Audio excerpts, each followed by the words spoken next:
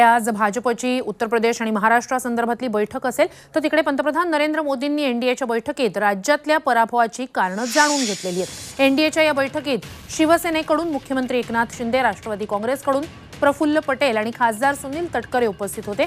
मोदींनी एनडीएच्या बैठकीत राज्यातल्या नेत्यांकडून राज्यातल्या पराभवाची कारणं जाणून घेतली।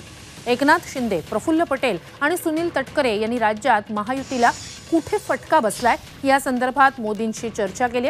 राज्यातलं मराठा आरक्षण आंदोलन, उमेदवार वाटपात झालेला घोळ, विदर्भातील संत्र धान उत्पादक शेतकऱ्यांचा प्रश्न ही प्रमुख कारणं असल्याची माहिती मोदींना देण्यात आली।